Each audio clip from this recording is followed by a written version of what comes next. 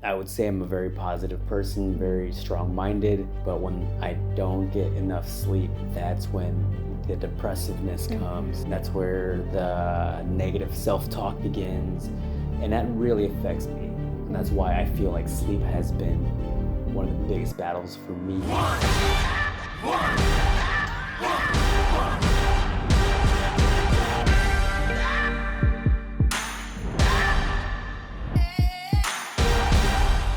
Welcome back, guys, to 317 Wellness Podcast. My name is Tim. And I'm Jody. And today we're going to be talking about the importance of sleep and why it's so important to get good quality sleep, especially while raising a family. Yes. Let's jump into it. All right, we're going to start with some nerd stuff. I love it. Stats. So, according to the... I do love stats. According to the CDC, about 1 in 3 adults in the United States does not get enough sleep. How much? 1 in 3. So a third of adults do not get enough sleep, with most averaging less than 7 hours of sleep per night. I guess when you hear 1 in 3, it's a little shocking. A third of everyone, but I think a lot of people we know don't get a lot of sleep. Yep. Also, insomnia is associated with a 2 to 3 times increased risk of developing a mood disorder such as depression or anxiety. Yeah. That's according to the Journal of Clinical Psychiatry. And then the National Highway Traffic Safety Administration reports that drowsy driving is responsible for an estimated 72,000 crashes and 800 deaths per year. Dang. So, yeah, that's a lot of sleepy drivers out there. And then nearly 40% of adults fall asleep unintentionally during the day at least once a month. That's according to the National Institute of Health. So just sitting down and just snooze off. That's me. Right? I do that. Usually on Sunday afternoons. Well, yeah, Sunday's the sleepy day. Yeah, but yes. Except not today, because today was really busy. But what do you think? Like, do you see yourself in any of those statistics? Oh yeah, definitely. I think the sleep insomnia for me has been rough for the past 2 years, or I think, until I started to figure things out, which we'll talk about later. But sleep is huge for me and impacts me quite a bit. And you've seen me kind of like yesterday, for instance, we were at the Children's Museum. Well, actually last night, not last night. 2 nights ago, yeah. 2 nights ago, on Friday night, you woke me up at 3 a.m.? 3 o'clock, yeah. I was so There mad. was a storm. I know, but it was a really bad storm, y'all. There was like a branch that fell on the house, and it was really, really windy, and I was a little nervous. And I was like, what do you want? I needed you to know how nervous I was. But you couldn't fall back asleep. No, right? I couldn't go back to sleep because, like, for me personally, if I'm able to get good quality sleep, like maybe 5 to 6 hours uninterrupted, then I'm pretty good, ready. Really good to go. But if my sleep gets broken up, that's where it's a big issue for me. And unfortunately, on Friday, it wasn't more than like 5 hours, I don't think. Yeah. So we went to bed around 10. So maybe it was like about 5 hours, I think. Your body was just ready to go. Yeah, I was ready to go. And, I did pretty well the whole entire day. But then in the afternoon, that's when I really started to just be lazy, couch potato.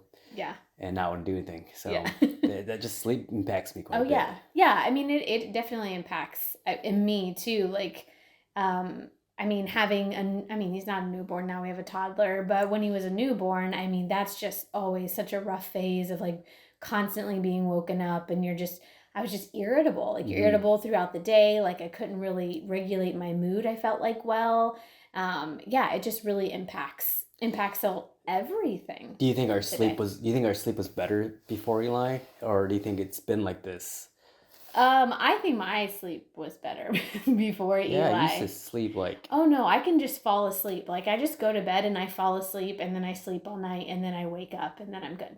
Like, I'm not one of those people that wakes up in the middle of the night to go to the bathroom. I sleep pretty light, I guess, but still, I sleep. I used to sleep pretty well. You don't take naps either. So, like, No. I noticed that you and Lydia both don't take naps. No.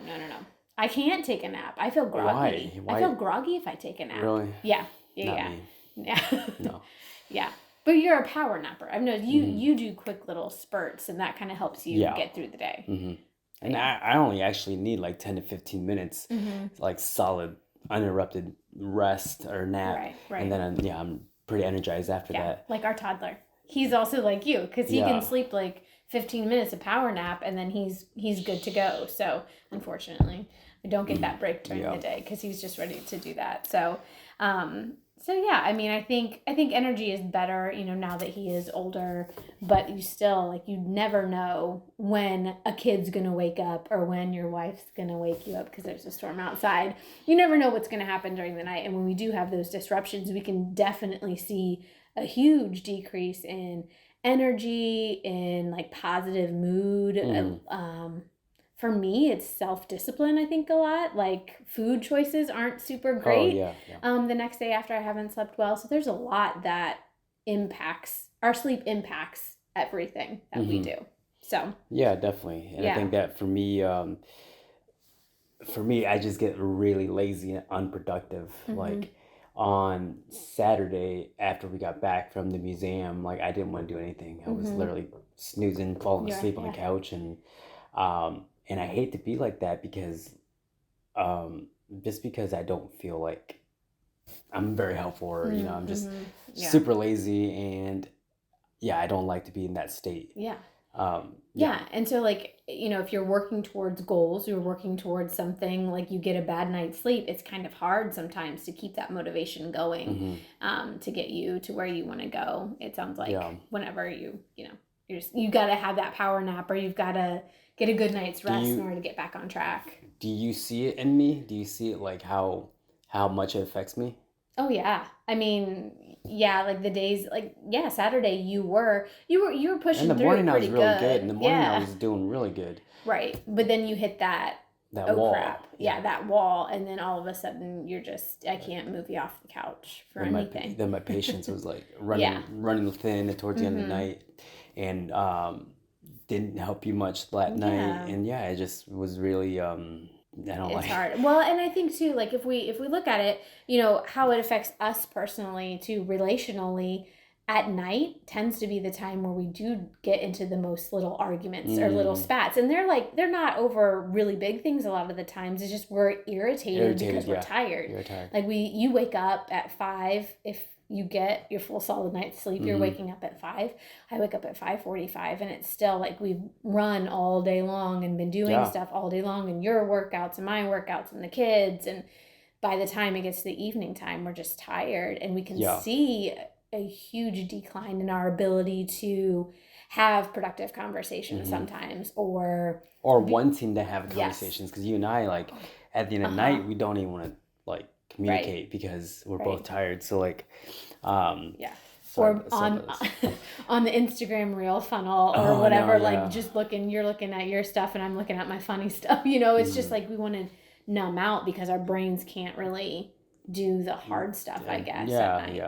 And then, like, for me, sleep has been, like, it's been impactful for me for the longest time. Like, I remember in college, I remember that if I didn't feel rested, I wouldn't do anything else until I took a nap. Like, I would come home from school, just go straight to bed and take a nap.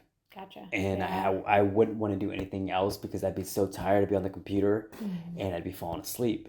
So even now, when I'm done with work or whatever, I go into work, get home, and I'm exhausted, the first thing I want to do is go straight and take a power nap, because I know that I can't function well feeling this grogginess or just tiredness, and I don't want to do anything other than just rest. And I don't know why it's been a huge thing for me, but it's been like this for a while.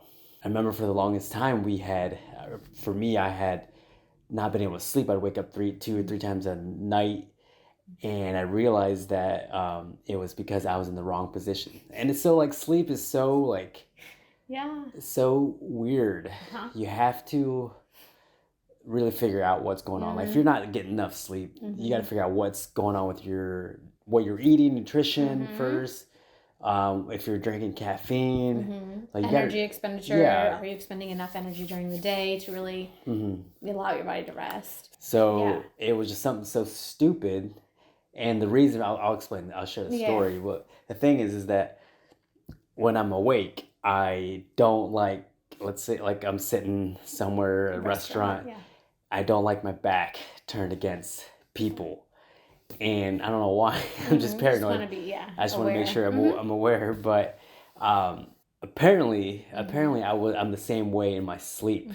So in our little place that I sleep at here, our little like day bed, the door is right behind the bed. So I was sleeping, my head would get against the back of the door. So subconsciously, for some reason, my brain was still like activated, and I don't know. That's so. You were in protective mode, protective mode, which is weird. I just think that's so weird. Yeah. And then one night, I'm just like, you know what? I'm tired of this. Let me see if switching sides of the bed will do anything. And then the next day, I slept in the whole night. So like your sleep is so in depth, and you have to figure out everything. Connected. Yeah, everything's connected. Yeah, so like for you, it was the psychological, emotional, whatever mental kind of component that was prohibiting you from having a solid night's sleep. And I think that's so true for a lot of people. I've had other clients that I've coached that have trouble, like they would fall asleep fine, but then they'd wake up in the middle of the night and they couldn't go back to sleep, and they didn't know why that was happening. And so of course we process through, like, what are you doing right before you go to bed, right? That's a huge thing. And it was a thing that there was so much stuff going on in her life that she wasn't able, it was like she was doing graduate school work, she was talking to a friend, she was helping with this, she was doing that, and then it was like she needed to go to bed, so she just went to bed right away. Well, yeah, go ahead. And what was happening is that her brain was firing so much right before bed that it was waking her up later, and she was thinking about all those things when she woke up, so then she wasn't able to fall asleep. So it's that thing of like, if you don't actively take time to shut your brain down, you can fall asleep fine, but you may wake up 3-4 hours later and not be able to go back to sleep. Yeah, and that brings us to point 1. So we're gonna give you 5 tips on better sleep, and the first tip is create a sleep-friendly environment. And I do the same thing because I'm constantly like busy all day up to like maybe 9 o'clock or 8:30, 9 o'clock. And usually at the end of the night, I'm kind of want to be on my phone a little bit and relax. So my brain's activated, but I also have a lot of other things in my brain at the end of the night. And I talk about business all the time. I talk about a lot of stuff that I shouldn't be talking about at the end of the night, and be present with you. So like, and you get on me with that, but my brain just doesn't stop at the end of the night, and that's also a reason why I'm getting up, kind of like your client. Yeah. And that's why we have to create an environment where we shut off our brain. So give me an example, like, since you're a yoga instructor as well, what do you recommend with creating a friendly environment, or creating kind of a sleep friendly environment? So just like environmentally wise, one, it needs to be a cool room. I mean, you've probably heard all of the regular tips, right? It needs to be dark. It needs to be a cool temperature so your body can kind of relax. Not too cold, but not too warm. But a lot of things you can deal with, like, if you can handle it and don't have an allergy, like lavender essential oils, things that will help relax your body and your mind for the physical environment that you're in. I mean, a lot of times people don't think about the pillow that they're using. Maybe it's old, maybe it's worn down, and they just can't relax. Maybe the bed just isn't the best bed for them, or they've had it for too long. If we're talking about like a physical, environment, like, even noise reduction, or sometimes people do, because of trauma or because of things in their past, maybe you do need a white noise machine to make you relax. Like you kind of have to, not everyone can sleep in a completely dark, quiet bedroom. It's just, you have to do what works for you. Well, how do you sleep? Do you have white noise? Yeah. There is a white noise machine, and when I don't have it, like I do, it's weird. I can't fall asleep in just quiet, because I used to have a fan before that, and then the white noise with Eli, and then so I need to have some rain sounds too, and also making sure the room's cold too. That's huge. That's why I like it here in the winter, because it gets pretty cold. But even what I was doing before, which allowed my brain to rest, was meditation. Yeah. Oh yeah. Meditation is a great, and that, I think that gets into another tip here of like relaxing and unwinding before bed. And that's a great way to do that, is just to meditate, or to, there's like like you can listen to relaxation type things if you want to just like have your earbuds in or something like that, to kind of calm your mind. What else? Oh, I've recommended journaling. If people want to journal, if you have a lot on your mind, I call it a brain dump at the end of the night. Just 15 minutes before you go to bed, just get everything that's in there that's cluttering your thoughts, put it on paper, because then you don't have to worry about thinking about it anymore because now it's on paper, right? And if you feel like you need to worry about that, you can come back to your list and to your paper. Some of the things that my mentor does, Vince, and some other people who have been businesses, they write down the end of the day stuff that they need to get rid of or prepare for the next day, which is I've not tried that. I've done it maybe a couple of times, but I haven't really been consistent with it. But that could be another good tip for creating that to relax. Yeah. I think calming your brain down is huge. For going to bed, you could also listen to calming music if that works for you. Deep breathing. Yep. That helps me. Yeah, we do that with our daughter. I do that a lot. When she can't go to bed, I tell her, focus on her deep inhales and exhales and maybe just kind of count your breaths or just focus on that, because then that allows your brain to just kind of focus on something that's not external or not those racing thoughts. So. Yeah, well, I think for me, that deep breathing and meditation at night, like I do that in the morning, but I also need to do that at night more because it does really help me. Like it helps me when you're breathing, you're calming yourself, your nervous system down.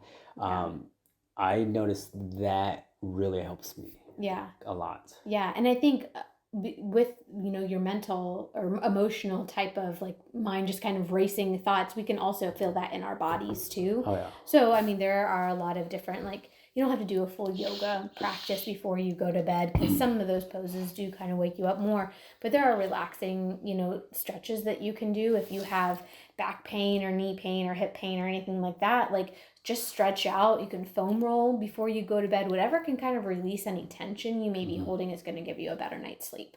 Yeah, so definitely. and then I think too with like racing mind, it also goes into our other tip, which is limiting screen time before bed, which I'm sure we've all heard of because I've heard so many people are like, well, that's what everyone says, put your phone down or stop, don't watch TV. But I think there's so much truth to that. Like your mind just races. Yeah. Like, I mean, do you do a lot with your phone? I think, I mean, you'd said you're kind of on your phone looking at stuff sometimes. I think my goal is to really dial in my nighttime routine, just because yes, I am on my phone between like after we go to bed. Like normally we go to bed around 9:30, 10 o'clock, but when we do go to bed around 9:30, I'm like, okay, I have about 30 minutes to just do whatever, and I'm end up on my phone. So then already back like wired up and pretty awake. So then that really affects my sleep because then I don't go to bed till 10:30, 11 o'clock, which pushes my wake up time. So a lot of it is our own doing, especially with technology. So I think that cutting that phone even at 9 o'clock would probably be huge. Like an hour before you go to bed is going to be impactful. What do you think? Right. Oh yeah. I mean, there have been times where I've gone to bed and I'm like, I'm not tired. Oh, I want to pick up on that one episode of the show that I was watching, and I'll get into it. And then I'm like, I watch another one, and then I watch another. I'm like, okay, it's time for bed. And I've laid there and I'm just wide awake. And I'm like, oh no, now I'm thinking about the show and I'm thinking about the plot. And my mind is just like wired. Like I'm so wired. And I'm like, I shouldn't be. This is, is now an hour past my normal bedtime. But it just lights up your mind in such a way that it's just not helpful for actually falling asleep. So yeah, I think limiting screen. I know I have some people that are like, but this is how I go to bed. I watch TV before I go to bed. Like, and I mean, honestly, just what I have to say to that is try not watching TV. If it's a noise machine, or a fan or something like that. But I think, having your brain so active right before bed is going to disrupt the quality of sleep. And even if it's not waking you up like a couple hours in, or you're not having trouble falling asleep, you may actually get better quality of sleep. You just don't know that you're not getting good quality sleep. So I recommend like trying these kinds of things out, changing up your habits and seeing how it does impact the quality of sleep you're getting and your energy throughout the day. Yeah. So I think our last tip, which is tip number 5, is prioritize physical activity and healthy eating. So like, what do you see like physical activity doing for you? Like, I know that yeah, what makes you more tired, don't it? Yeah. Oh, I definitely see a difference in the days that I don't get to the gym, or maybe I didn't get a walk with the kids or do something like. I really could just stay up an hour past my normal bedtime. But, you know, if I get a good workout in, my body's tired. It's just ready. It's ready for that restoration. It's ready for recovery. Yeah, for recovery. And that's what sleep is, right? Yeah. Sleep is restoration and recovery from our day. And that's how our body heals, is during that sleep. So yeah, what about you? You have much more intense workouts than I do. Yeah, for me, like I have so much energy that, especially if I could get a good quality sleep, I can go all day, right? I can go all day without stopping. But if I don't work out, then I'm not gonna be able to sleep very well, because exactly what you said was that that working out actually helps you decrease that energy. It does both. It increases energy, but also decreases energy at night. Right. So it's definitely very helpful. And then nutrition as well, like the food that you eat is also very impactful for your sleep as well. So if you're eating a lot of carbohydrates at the end of the night, or a lot of sugar at the end of the night, it's probably not going to go well for you. Oh yeah, no, I've had moments where I've been woken up in the middle of the night because my body is processing. Like if I've had two glasses of wine, or wine with a lot of sugar in it, that's a terrible combo of alcohol and sugar. Or even if I had beer, when I drink beer a lot too, that messes my sleep up. Yeah. So, and that's why you've stopped actually drinking as much, because it does mess with your sleep, and you realize how important sleep is to everything. So when you find that one trigger that's really impacting your sleep, like, high five. Yeah. High five to getting rid of that, right? So that your sleep is a lot better. But yeah, you know, caffeine too late in the day could be keeping you up a little bit too long, keeping you jittery. But if you're not getting any kind of physical activity yet, I mean, just taking a walk at night after dinner, I think, is also very helpful for our family in so many ways. I mean, it helps with digestion, so that kicks that up a notch, so our systems aren't trying to digest when we're trying to sleep. And then also just helps us get out the rest of the energy, especially with the kids, right? Like, we're raising young kids, and getting their energy out too at night is super important. What's that one book you've been reading that talks about your circadian rhythm? Is that one you've been reading, or no? Oh, that one was the Power of When? Power of When. Power of When, right? The Power of When. And that just talks about like how each of us is kind of different. Like, there are different types of people in the world. And like when you sleep, when you wake up, when you exercise, all of that kind of impacts your energy levels throughout the day. It's a very interesting book. Some of it I agree with, some of it I don't. Yeah. But yeah, I think having those consistent sleep patterns with your circadian rhythm is also incredibly important too. So, I think that's one tip too that we didn't get hit to, which is establishing a consistent sleep pattern. So that's tip number 5 there. That once you establish those patterns, or that consistent sleep pattern, then your body is going to get used to it, and then you're going to be able to get better quality sleep, because your body, you've already set the expectation, and your body knows what's coming. So yeah, I think that's super important. Yeah, and I think with me, like, we argue a lot when we both are feeling irritated. So I know that when we're not in that restless state, that's where spiritually where we get more attacked. Yeah, and I agree. I think that for me, that's where I feel the most irritation. Yeah. Because like I would say I'm a very positive person, very strong-minded, but when I don't get enough sleep, that's when the depressiveness comes. Like it was saying, there is depressive. You get depressed when you don't get enough sleep, and that's where the negative self-talk begins, and that really affects me. And that's why I feel like sleep has been one of the biggest battles for me spiritually, talking. It's affected me quite a bit. So like loss of temper, being impatient.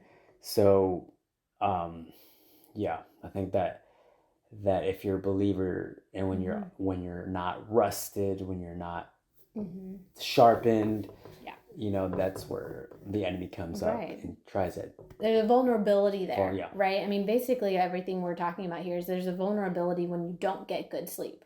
your energy level isn't as good, you know, your ability to react to things. I mean, sleep deprivation can lead to, honestly, like your inability. I mean, it says right there's a lot of accidents, car accidents that happen. Your reaction time, your ability to have those logical conversations, your ability to have good relationships. You know, sometimes that it just gets. And when you're just on the go, like 100 miles an hour, 7 days a week, and you're not resting. Yeah. You know, like you need to rest no matter whoever tells you not to rest. Like those entrepreneurs that think that resting is not important, you need rest. Yeah, you need to in order to be sharp. Yeah, in order to be sharp, in order to raise your family well too. I mean, these are all habits that, you know, we try to have a consistent sleep time for our kids when they go to bed and when they wake up. We try to limit screen time or read books before bed instead of just going straight to bed. The exercise in the evening, like what we do. I mean, we've talked about this before on our podcast, is we need to be the role models for our kids. So we can't expect our kids to be rational, logical, emotionally stable little humans if we're not helping them get the rest that they need. So I think we need to first role model that for them and teach them how important sleep is. Not only for our own sanity as parents, so we get, you know, we get our own time at night, but just to teach them that, you know, their bodies are growing and resting and repairing and recovering during the sleep period as well, and that it's super important for them as humans. And when we all can get good quality sleep, we're all just more positive, more loving, more caring, more joyful. And we have a good running family. You know, and when we don't, then toddler well rested in the morning and toddler not well rested in the morning are two very different people, right? So in order for everyone to feel good, like we want to make sure that we're providing that the quality sleep environment for our children and for ourselves so that we can be our best. So you want to recap the 5 tips here? Yes, 5 tips. Go for it. Create a sleep-friendly environment, so physically, whatever that kind of looks like for you, so you can relax, establish consistent sleep patterns, unwind with relaxation techniques, limit screen time before bed, and then prioritize physical activity and healthy eating. So all the things, right? It all works together, and our sleep is definitely the most important. I think, most important pillar to health. Oh yeah, for sure, definitely. So. All right. Well, guys, thank you guys so much for tuning in. Make sure to leave a like if you enjoyed this content. Also, feel free to get the resources off of our website through In7 Wellness Podcast. She has a Busy Mom's meal plan, right? Or meal high priority recipes for busy moms. And I have workouts there for free that you can check out. And if you have any questions, make sure you leave it down below. Until next time, guys. We'll see you later. Bye. Peace. I said the wrong thing. What? I said high priority. I think I said high protein. I'll put it. High protein. I'll put it.